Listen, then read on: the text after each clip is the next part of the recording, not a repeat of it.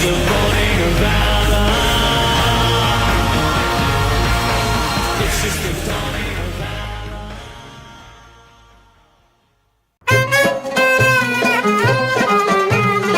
If you were asked to pick out some overriding themes in Fatih Akin's work, what would they be? The Turkish-German director has managed to avoid a sense of regimented house style by presenting a deep set of films with varying themes. However, Akin is only human, and the more of the films that you sit down and analyse, the more two themes in particular really start to be noticeable. These are the diaspora of Turks in Germany and his home city of Hamburg, which we'll be taking a closer look at. Akin's works all feature some form of cultural shock, and focus upon characters that find themselves in cultural and ethnic settings that they would not normally be associated with. Whether that be a young Turkish girl seeking freedom from her traditionalistic life, or three small-time criminal friends from multiple ethnic backgrounds attempting to find themselves in an unfamiliar setting. Our first example there was from Akin's 2004 film Gegen die Wand, or Head On in English countries.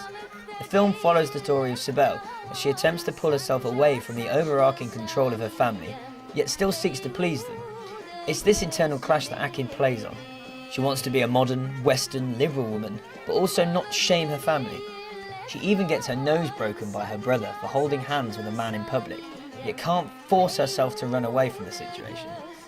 We're then presented with Kahit, a man who has removed everything Turkish about himself from his life. He's a drug addict alcoholic that clears glasses from a club for a living. It's almost as if Akin is presenting Kahit as a possible negative outcome of forgetting your roots. Anyway, Sibel and Kahit stage a fake wedding, and the film goes on to show how they eventually fall in love. But it's these internal conflicts and the reactions to the world around them that is Akin's cornerstones. We see the clash of cultures, we see how people struggle to fully adapt to their new surroundings, we see the social discourse of immigration.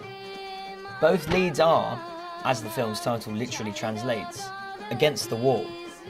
We can also see diasporic filmmaking in action in Akin's directorial debut, Kurz und Schmerzlos, or Short Sharp Shock. Here we see a battle between those who yearn to return to their heritage and those who seek pastures new. The film follows Gabriel, a Turkish ex-con, Costa from Greece and Bobby from Serbia, as the group move from petty crime to much bigger things. The criminal setting of the film draws heavily from Akin's own experiences, having grown up in a rough area of Hamburg surrounded by migrant gangs.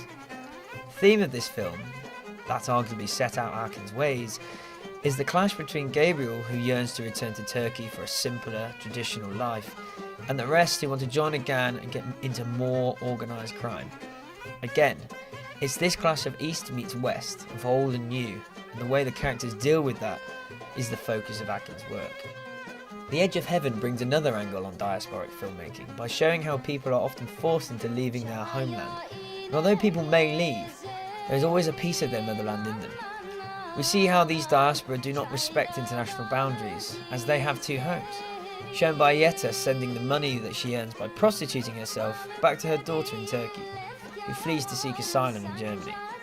Aside from these more theoretical guidings of Akin's work, he is also guided physically by where he shoots his movies, the vast majority being shot in his hometown of Hamburg. This again rings true of Akin's approach to directing. Let his personal experiences influence him. We get to see Hamburg from many different perspectives in these films, and I feel that the director's familiarity with the setting adds a sense of ease to his films. It feels far more natural, like the scenes are really happening, which nicely sets out the backdrop for Akin's emotionally charged pieces. Fatih Akin is a middle ground for those stuck between two places, those who belong somewhere else, just not here. His filmmaking is emotionally charged, representative of his real personal experiences, and showcases something rarely seen in Hollywood.